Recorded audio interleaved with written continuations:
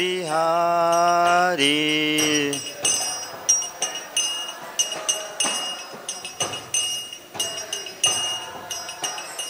Jaya Radha Madhava Kunja Bihari.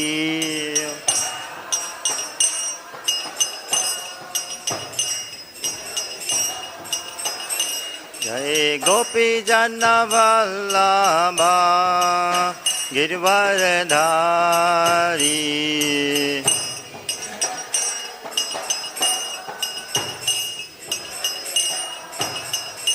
Jai Gopi Jana Vallabha Girvaradhari.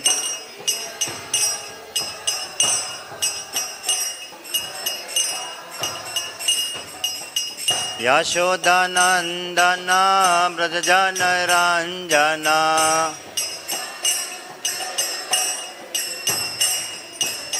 Yashodanandana Brajajana Ranjana.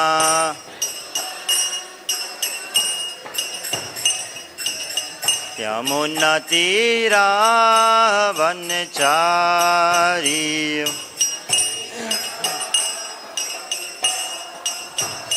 Munatira Vanchari.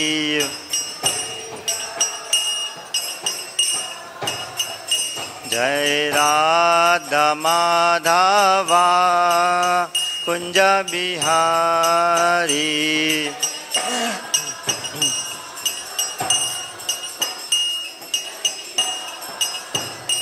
Jai Shri Krishna Chaitanya Prabhu Nityananda Shri Advaita Gadadhar Shri Vashadi Gaur Bhakta Vrinda.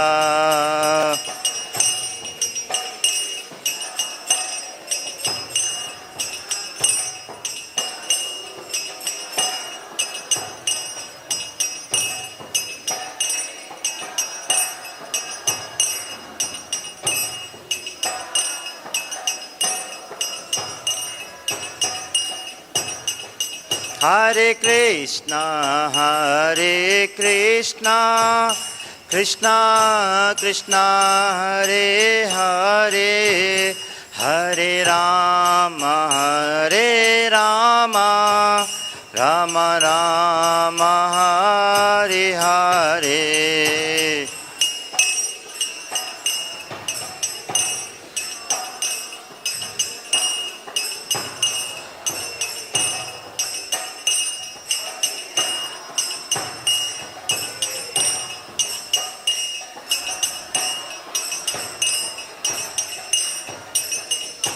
Hare Krishna, Krishna Krishna, Hare Hare, Hare Rama, Rama Rama, Hare Hare.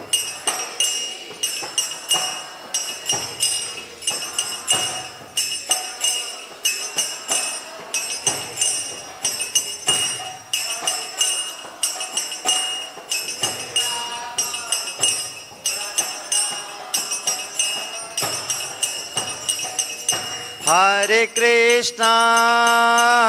Krishna, Krishna Krishna, Hare Hare, Hare Rama, Rama Rama, Hare Hare.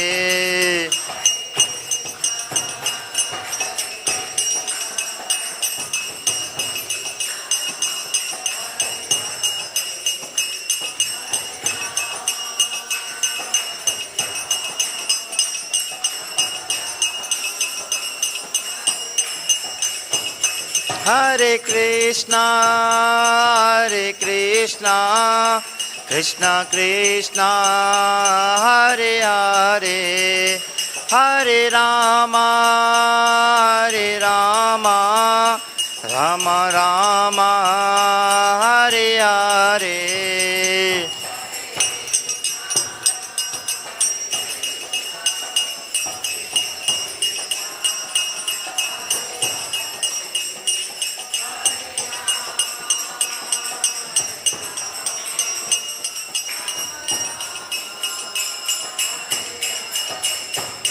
Hare Krishna Krishna Krishna Hare Hare, Hare Ram Ram Ram Hare Hare.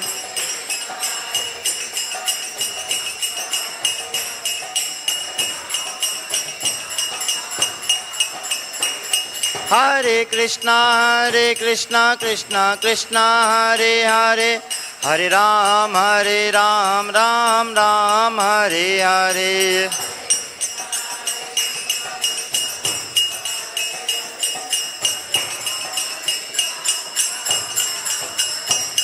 Jaya Prabhupada Prabhupada Prabhupada Srila Prabhupada.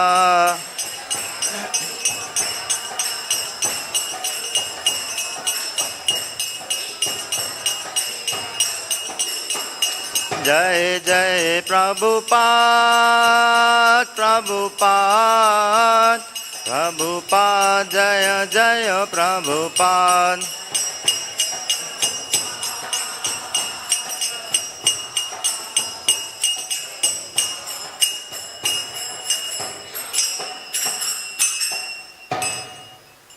Jai Om Vishnupada Paramahamsa Parivarjakacarya Stotra Satasu Srimad His Divine Grace I.C. Bhaktivedanta Swami Srila Prabhupada ki, Shri Shri Gaur Nityai ki, Shri Shri Krishna Balaram ki, Shri Shri Radha Shyam Sundar Bhagavan ki, Ananta Koti Vaishnavavinda ki, Nitya Gaur Premanande.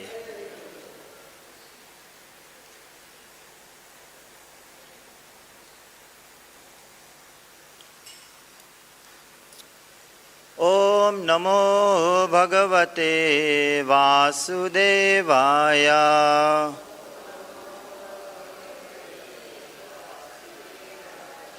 Om Namo Bhagavate Vasudevaya.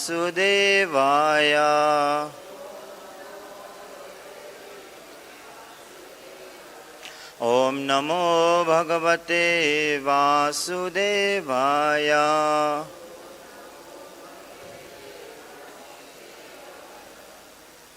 Hare Krishna.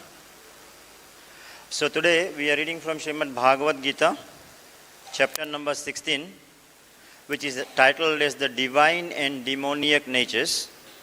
And we are reading the first three texts because Srila Prabhupada has clubbed the first three texts together. So text 1, 2 and 3. So I repeat chapter 16, Bhagavad Gita, divine and demoniac natures, text number 1, 2 and 3 together. Now, are you going to flash all three or just one of the three? How does it work? All three?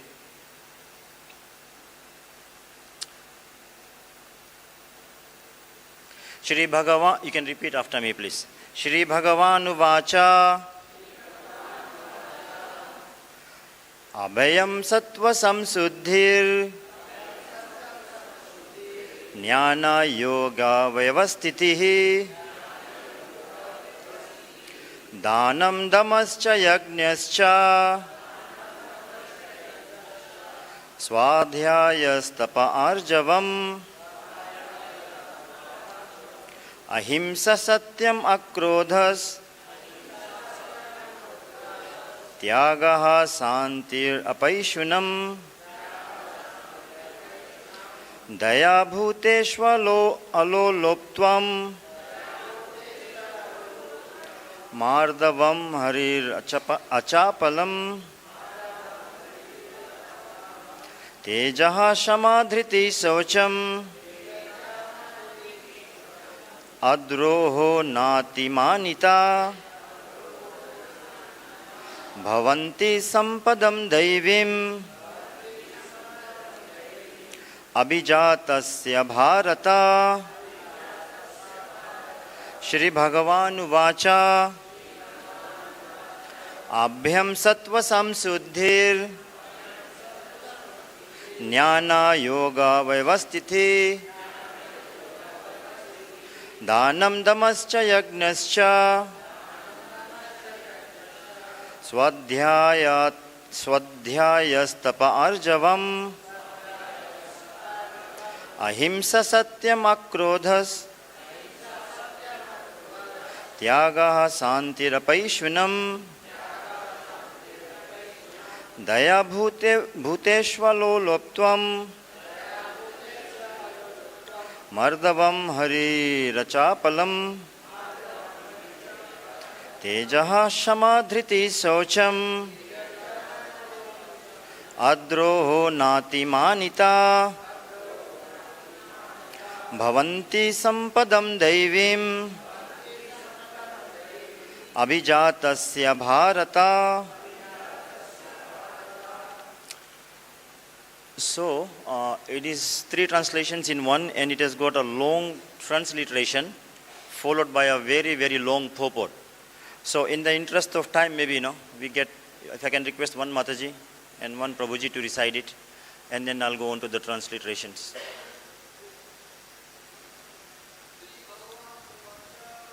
Bhagavan uvāca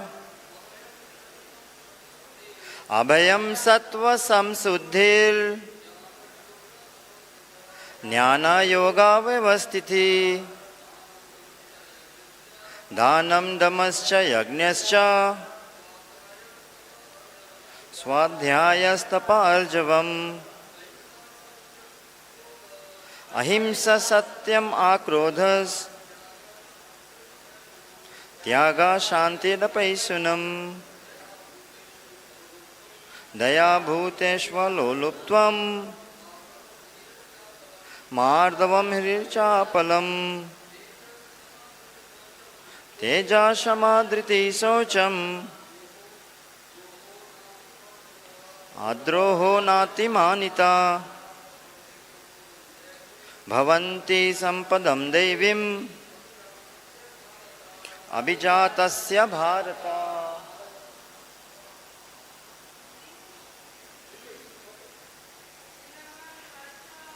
Bhagavan uvāca abhayaṁ sattva-saṁśuddhir jñāna-yoga-vyavasthitiḥ dānaṁ damascha yajñascha svādhyāyas tapa ārjavam ahiṁsā satyam akrodhas tyāgaḥ śāntir apaiśunam dayā bhūteṣv aloluptvaṁ.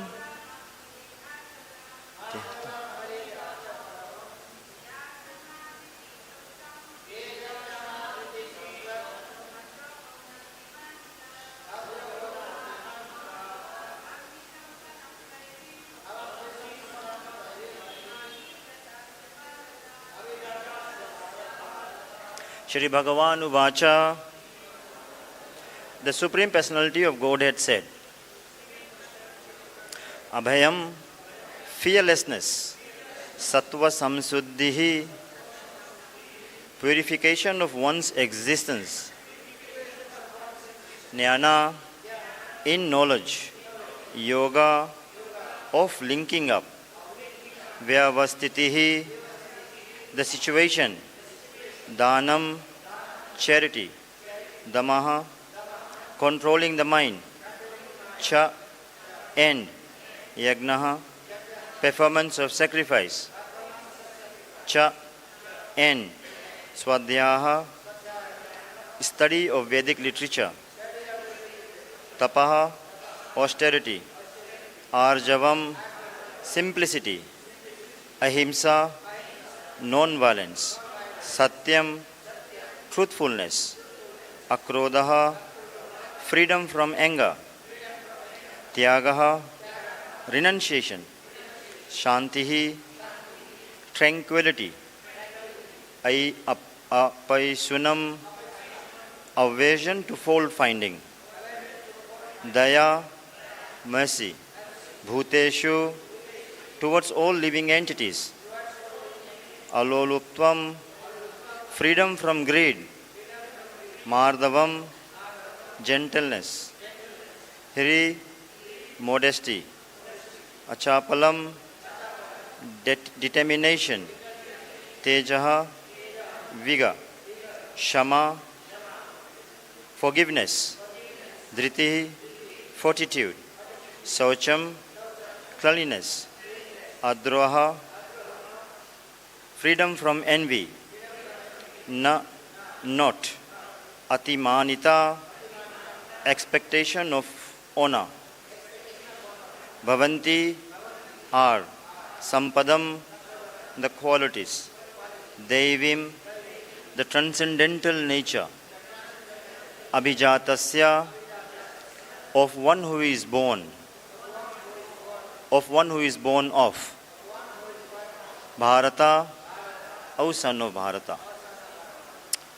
Translation and purport by Śrīla Prabhupada ki. The Supreme Personality of Godhead said, fearlessness, purifications of one's existence, cultivation of spiritual knowledge, charity, self-control, performance of sacrifice, study of the Vedas, austerity, simplicity, non-violence, truthfulness, freedom from anger, renunciation, tranquility, aversion to fault-finding, compassion for all living entities, freedom from covetousness, gentleness, modesty, steady determination, vigor, forgiveness, fortitude, cleanliness, and freedom from envy and from passion for honor. These transcendental qualities, O son of Bharata, belong to godly men endowed with divine nature. Purport by Śrīla Prabhupada. Now, the purport goes over 3 or 4 pages. And if I read all this, it will be 7 o'clock. So in the interest of time, and to do justice to Prabhupada's effort, I will read the first paragraph at least. Let's see what Prabhupada says. Purport. In the beginning of the 15th chapter, the banyan tree of this material world was explained. The extra roots coming out of it were compared to the activities of living entities, some auspicious, some inauspicious. In the 9th chapter also, the devas or godly and the asuras, the ungodly or demons, were explained. Now, according to Vedic rites, activities in the mode of goodness are considered auspicious for progress on the path of liberation, and such activities are known as Devi Prakriti, transcendental by nature. Those who are situated in transcendental nature make progress on the path of liberation. For those who are acting in the modes of passion and ignorance, on the other hand, there is no possibility of liberation. Either they will have to remain in this material world as human beings, or they will descend among the species of animals or even lower life forms. In the 16th chapter, the Lord explains both the transcendental nature and its attendant qualities, and the demoniac nature and its qualities. He also explains the advantages and disadvantages of these qualities. Now, as I said, it goes over a few pages, so please, I request you to read that in your own time.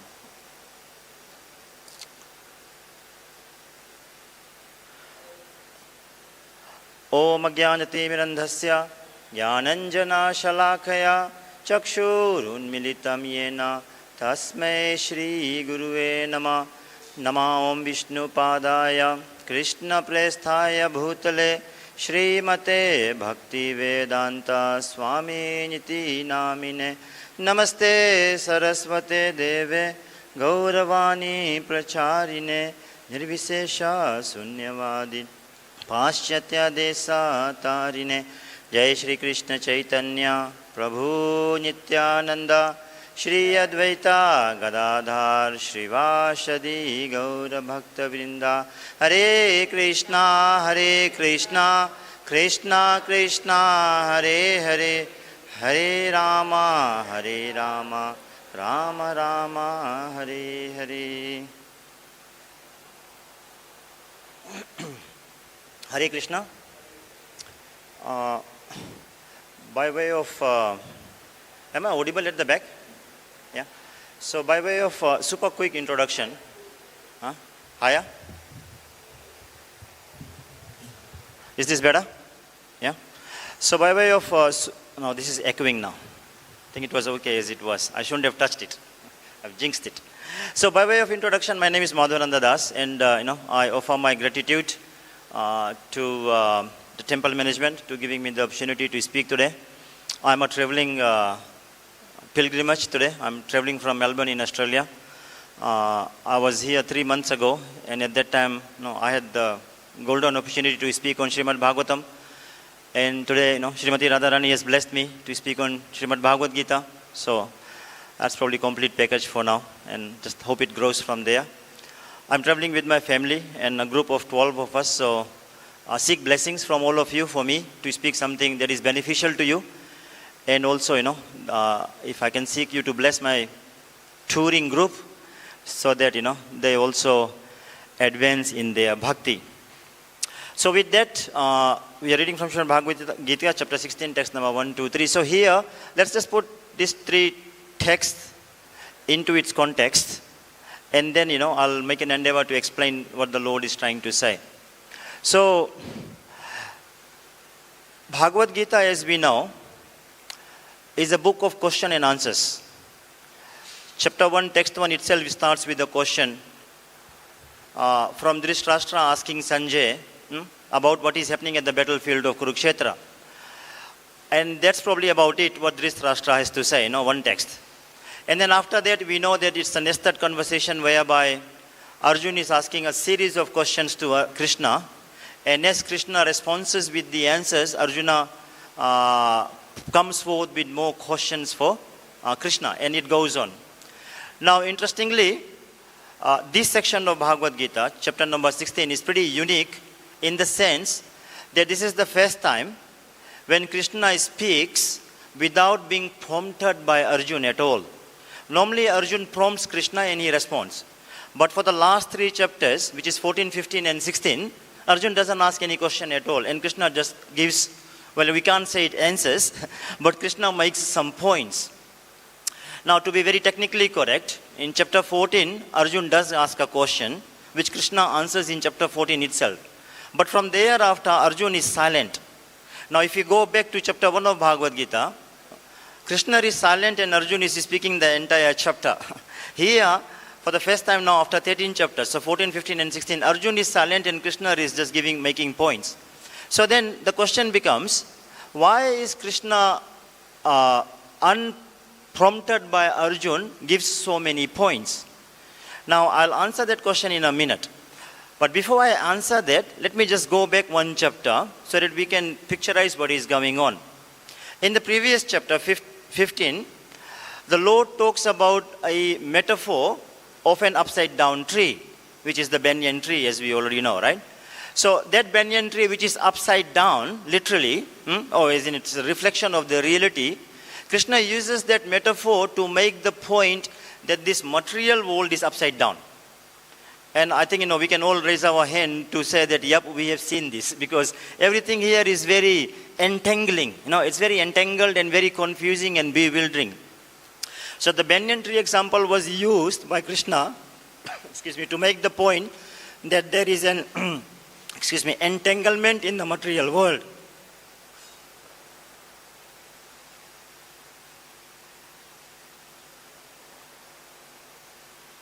And then Krishna explains that in banyan tree lives all the living entities, all the jivas, which is us.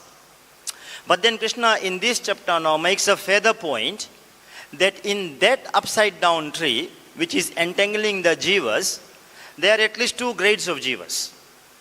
One, those who have got divine qualities or godly qualities. And the other are those who have got demoniac qualities. So the title of the chapter, as Prabhupada has given, is Divine and Demoniac Nature. Why? Because Krishna talks about these two. And then after, Krishna also gives in the last chapter, and of course throughout the Bhagavad Gita, the tips and techniques of how to unentangle from this tree. How to get freedom from this tree. Using another analogy, like somebody has gone to the jail, prison. Now, we can give a lecture to him about what prison is. But what is also equally and more important is how to get out of it. Legally, not that we have to break the jail, but how to legally get out of the jail. So Bhagavad Gita gives us those tips and techniques of how to get out of this banyan tree, how to let ourselves free and loose from this tree. And that is called, of course, liberation. So entangling are the demoniac nature, mentality people. And then unentangling are those who have got divine qualities. Then Krishna explains all that. Now coming back to that question that I had parked, why does Krishna talk about this without being prompted by Arjuna? And the answer is because if we put Bhagavad Gita into its context, what is happening at the battlefield of Kurukshetra, Arjuna is reluctant to fight. So Krishna is now indirectly telling Arjuna and inspiring him to come back to his rightful duty. Now, and I'll elaborate on this in a second, but just let me make another point. Also, what is interesting in this section that we are now seeing, Krishna explains the divine qualities in 3 verses, which is what we have just read. And in these 3 verses, we saw 26 divine qualities. And then throughout the chapter, or most of the chapter, Krishna spends 18 verses explaining the demoniac qualities. Well, can we say demoniac qualities? Or demoniac lack of qualities maybe. Or demoniac aspects, demoniac nature. That's why Prabhupada was so careful, yeah? Prabhupada said divine and demoniac nature. Because if he said demoniac qualities, because quality has got a positive connotation, right? So maybe demoniac natures. So anyway, so Krishna spends 3 verses explaining the divine qualities and 18 or so verses explaining the demoniac qualities. Now we get another question in our mind immediately.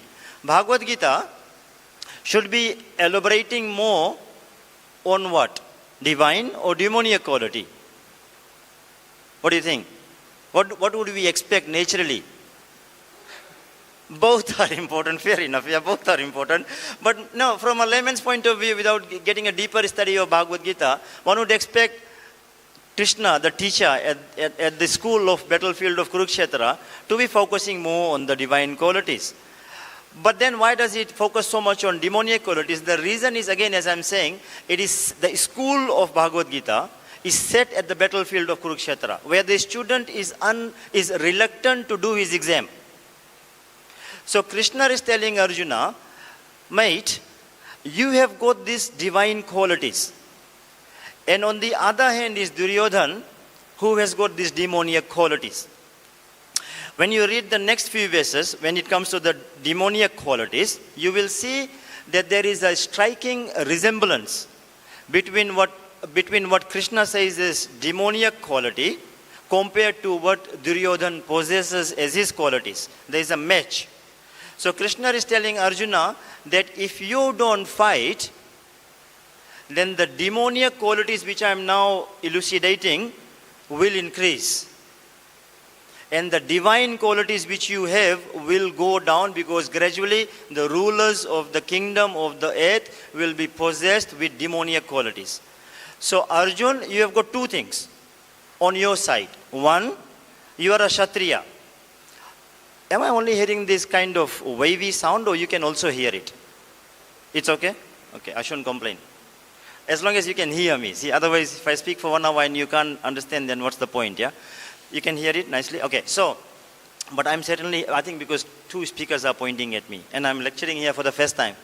So I'm just not used to the environment. Anyways, back to the point. So Krishna is telling Arjuna, you've got 2 things on your side. One, you are a Kshatriya. You are a military man, and it is your duty to fight. Secondly, you possess all these divine qualities that we have just read together. So then why are you reluctant to fight? It is your job, it is your duty to uproot all the demoniac qualities that Duryodhan is possessing together with his team. Get rid of them. Otherwise, they will create havoc in this material world. They already are causing distress, disorder, and disaster.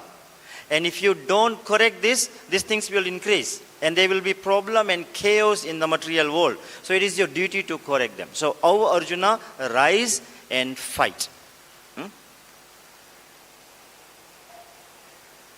Now that was just the context of what Krishna says in these 3 texts of Bhagavad Gita. Let's now talk about, this is a very typical question that we get, yeah? And I've got 2 or 3 sections to talk about, and wherever I get to till 60, I'll stop and then I'll take questions. So let me make my first point now.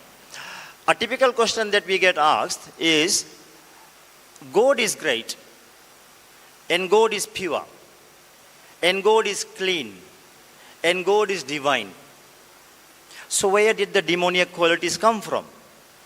Now philosophically we also make a point that everything emanates from God, from Krishna. So then if you draw the nexus, then we can safely conclude that divine qualities come from Krishna, no doubts, and no disagreements, I believe. But then how does the demoniac qualities also come from the same Krishna? And if it doesn't come from Krishna, then where does it come from? Does it mean that something has got its source somewhere other than Krishna? And if that is true, then Krishna cannot be God. Because God's definition is He is the source of everything, including the demoniac nature, therefore. Yeah, so we get into this philosophical conflict. So let's understand, where does the demoniac nature come from? To understand that,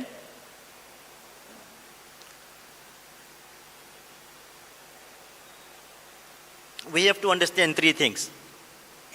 First, there is God's will. Secondly, there is free will. And thirdly, there is evil. EVIL. So God's will, free will, and evil. Let's understand these three. There's actually a fourth will as well on the side. What is that? You know, the legal document that we sign. At the time of my death, this is how my, my estate will be distributed to all the beneficiaries. Who will be the claimant to my inheritance, right? So that's the fourth will, but that's not Bhagavad Gita. We are more, literally, before coming to India last visit, 3 months ago, I had made my will. I never made my will, but before the last visit, I made it because, I'm aging. So I thought I'll make it. So our focus is more what happens to things after I die. Where will the property and the wealth go? Krishna is more focused on the will that we execute before we die. And that is Bhagavad Gita. So in our will, literally we write down step by step. Now what will happen to everything when I die? Krishna's will, which is Bhagavad Gita, which is God's will, as I'm talking about, talks about what to do pre-mortem. And then at the time of mortem, where will we go? Or at the time of mortem, what do we have to remember? And at the time of post-mortem, where will we go? So Bhagavad Gita talks about all three. The pre-mortem, the mortem, and the post-mortem. But when we make our will, we are more focused on the post-mortem only. So anyway, back to the point. God's will, free will, and evil. Okay, at least one person said. I believe everybody also registered it. So God's will, what is God's will? God's will is all documented very clearly here. This is Krishna's will. This is instruction. This is what He wants us to do before we die. Now then the question is, what is free will? Free will is, Krishna has given us a very minute independence, freedom. Free will means freedom. To do as we wish, to do as we desire. So this is God's will, and the free will is a subset of how and what we want to do and when we want to do. So, I'll draw the nexus now. When the free will is in alignment with God's will, it is called bhakti. It is called love. And I'll repeat. When the free will is in alignment with God's will, it is called bhakti or love. And that is called proper use of our free will. When the free will that we have is not aligned with God's will, it is called evil. And I'll repeat third time to make another point. So when the free will is aligned with God's will, it is called bhakti, love, or divine nature, or godly nature, or civil nature, or sage, or devotee.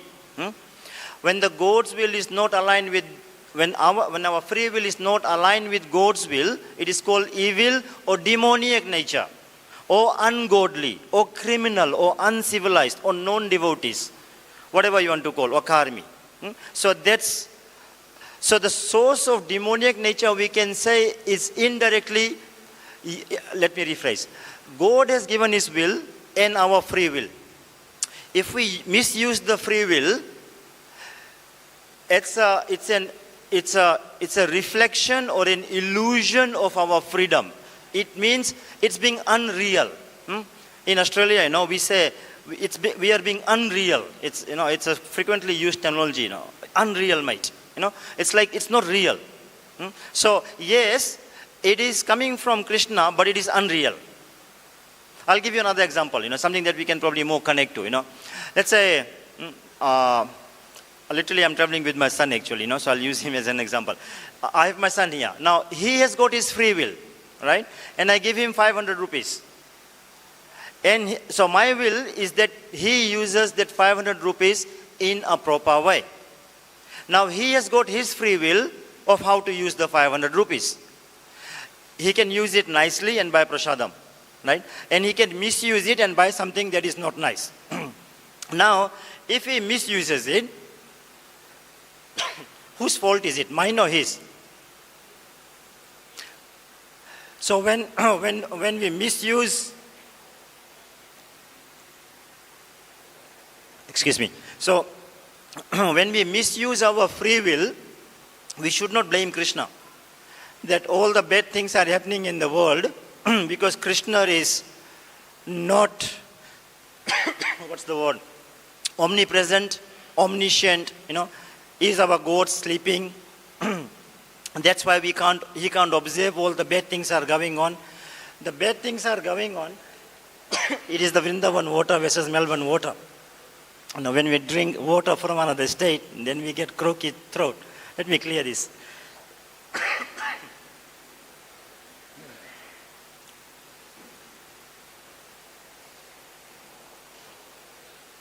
So yeah, when I say when there are demoniac activities going around in the world, it is not Krishna that is to be blamed.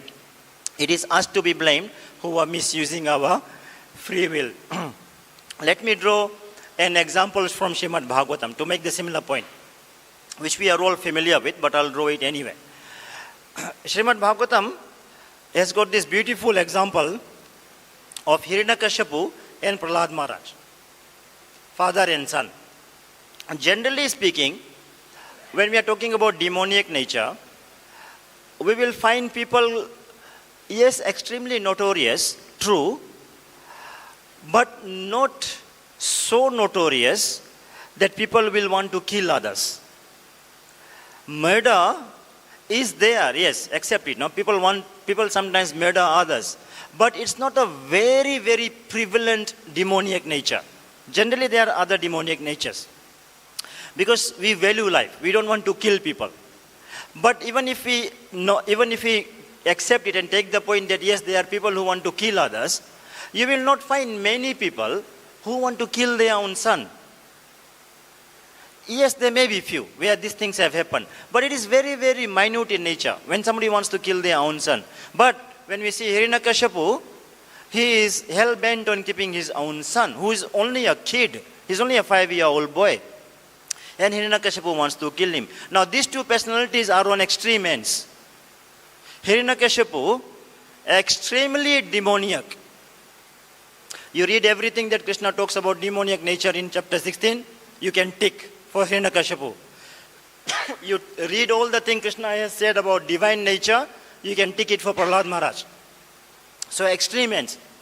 Now, in the same family there is an extreme divine and extreme demoniac. How did this happen? This happened because Hiranyakashipu chose to misuse his free will.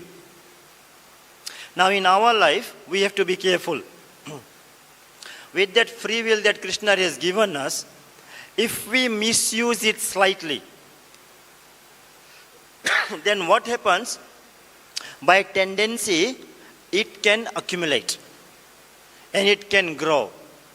Initially, and especially, after we become devotees and all that, sometimes, when we deviate, we might just brush it off by saying, it was a small mishap. Yeah, once in a while, once in blue moon, so, it's okay. But Prabhupada teaches us that we have to be extremely careful. I'll make the point with an example. If you take a snowflake, now you probably don't get snow in Vrindavan, do you? No, but you get it in Himalayas. You take one snowflake, it is harmless. Agree? One snowflake is insignificant, it is harmless. But when that small snowflake starts rolling from the Himalaya, if it rolls and it gets entangled with another snowflake, is it dangerous? No. But when it keeps rolling, then the snowflake becomes this big. Is it dangerous? No. Or unless you throw it at somebody, maybe. But still, it's not going to kill anybody. It's still not dangerous. But when it gains momentum rolling down the mountain, it rolls at such a speed, it can become a big boulder. It can become an avalanche that can destroy a solid house. So from one insignificant snowflake, it has gained momentum and power to the point it can destroy absolutely everything that comes its way. Demoniac nature, if we harbor it, notwithstanding how insignificant it is, if it gains momentum, it can become so big that it can destroy our complete bhakti in no time. And trust me, there are various examples of this in our scriptures, in our modern times. So as devotees, we have to be extremely careful of the demoniac nature. It can destroy us. Prabhupada teaches us to be very careful with this thing. We don't want to be like Hiranyakashipu. We want to be like Prahlad Maharaj. Now Hiranyakashipu and Prahlad Maharaj, on the extreme ends, both of their activities is incomprehensible. Hiranyakashipu, how can he be so demoniac, endeavoring to kill his own son? That is incomprehensible, right? If he was trying to kill somebody, yes, fine. But it's so inconceivable that somebody is so adamant to kill his own son. Incomprehensible. Now, on the other hand, Prahlad Maharaj's activities is actually also very incomprehensible. How can someone be so dedicated and so determined to do bhakti amidst all the calamities that is going on in his life? I don't know about you, but trust me, if I were to go through those kind of trials and tribulations in my life, I don't know, my devotion might be shaken. But Prahlad Maharaj is so adamant to do bhakti no matter what calamity comes his way. And Bhagavatam uses those two examples to convey our message that if one becomes demoniac, it is very difficult for him to become divine if he goes in that direction continuously. And on the other hand, if somebody becomes divine, it becomes very difficult for him to become demoniac as well. Then the choice is us. The free will is always us, which direction we want to go to. That freedom is called free will. Yeah? I'll end by giving or maybe explaining how, if time to time, we do something that is not right, how to correct ourselves and come back to the right path. Because as sadhakas, and personally speaking for myself, yes, there are moments, when I think of something and even I do some things that might not be completely divine. So how do we recalibrate ourselves to come back to the right path? It is a game between mind and intelligence. What mind tells us is to do activities that will give us short-term pleasures. One gulab jamun is enough for us. Or one scoop of ice cream is enough for us. Even one scoop is not good, because according to Ayurveda, we should not take anything that's cold. Human body, the Jaఠaragni, the fire of digestion, needs hot food. But we take ice cream. Okay, one ice cream is enough. But what the mind says, take two. One mango and one butterscotch, because it will give you double flavor. That is mind now forcing you to take two ice creams. Knowingly it's not good for us, but we still take it. And trust me, if somebody offers me the third one, I might accept it as well. And I'm talking with experience. Now, so mind attracts us to short-term pleasures, even if it is injurious to us. The role of intelligence is to decide what is wrong and what is right, and direct us to do something that is right. That is the duty of intelligence. So duty of mind is to attract us to do whatever is pleasurable. Duty of intelligence is to analyze what is right, what is wrong, and then do that activity. Now, there is a tussle between mind and intelligence as devotees. Which one do we accept? So what we do is, mind is also very fast and very swift. Because Hindi में बोलते हैं ना, मन किया ना, like we want to eat. No, we want to do this. So mind is very fast and very swift. And intelligence, generally speaking, can be very slow and weak. Now, I'll ask you to answer this question. Mind, which attracts us to short-term pleasures, is very swift and very strong. Intelligence, which is where the repository of decision making is, at the moment, let's say, is very weak and very slow. And we want the intelligence to win over our mind. How do we do that? What is the balance?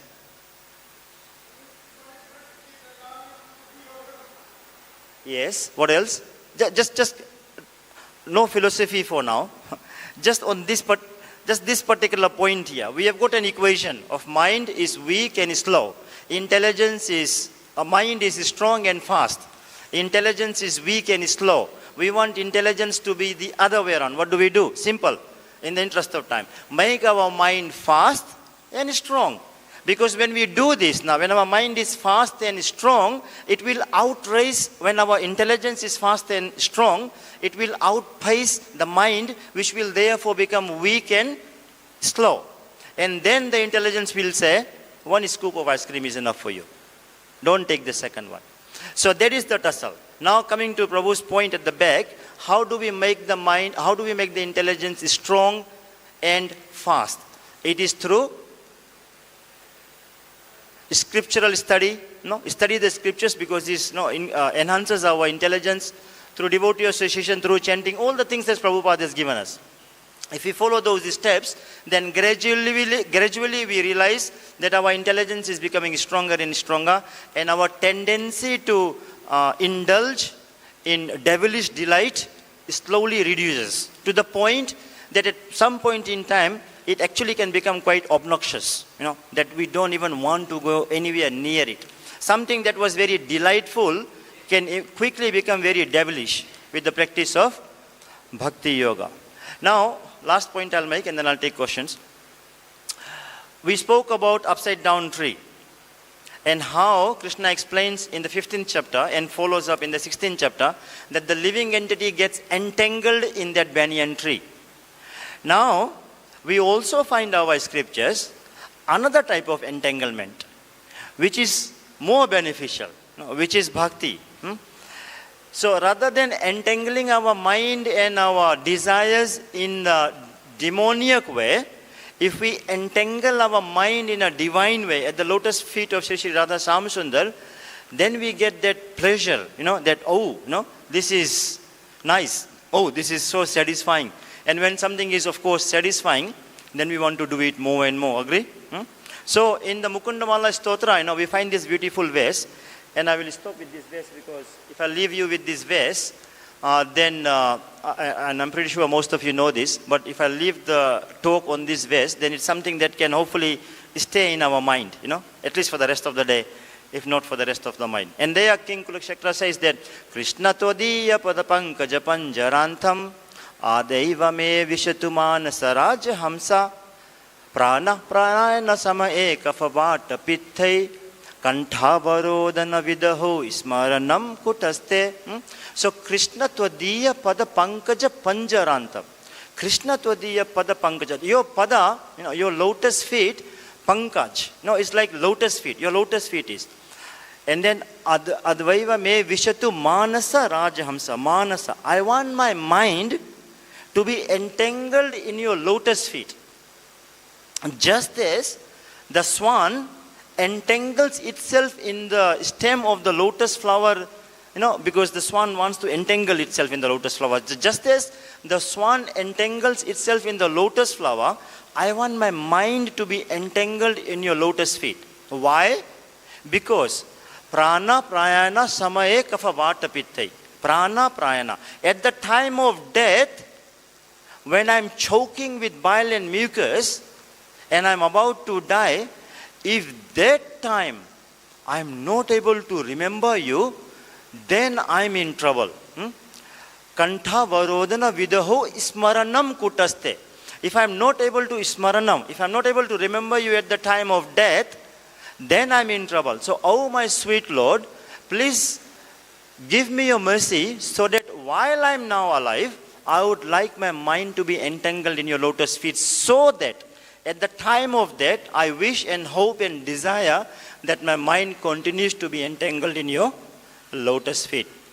So rather than entangling ourselves in the banyan tree of the material world, it is much more wiser to be entangling ourselves in the lotus feet of Shri Shri Radha Shyam Sundar. So, I'll conclude by saying that today we spoke on Bhagavad Gita chapter 16. We talked about divine and demoniac nature. No, there are two types of people in the world. The wise and the otherwise. So, the wise are the divine and the otherwise are the demoniac nature. So, where do we fit? Choice is obvious. Already, I'll stop it here. And I've got 5 minutes to take any questions, comments or corrections.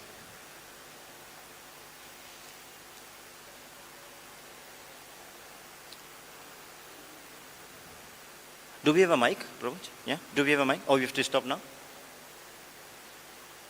We have to stop now? Okay, we have to stop because it's 7 o'clock. Sorry, I can't take questions. Yeah? Thank you so much. Thank you so much for this opportunity to speak on Śrīmad Bhagavad Gita. Śrīmad Bhagavad Gita ki jai. Śrīla Prabhupada ki jai.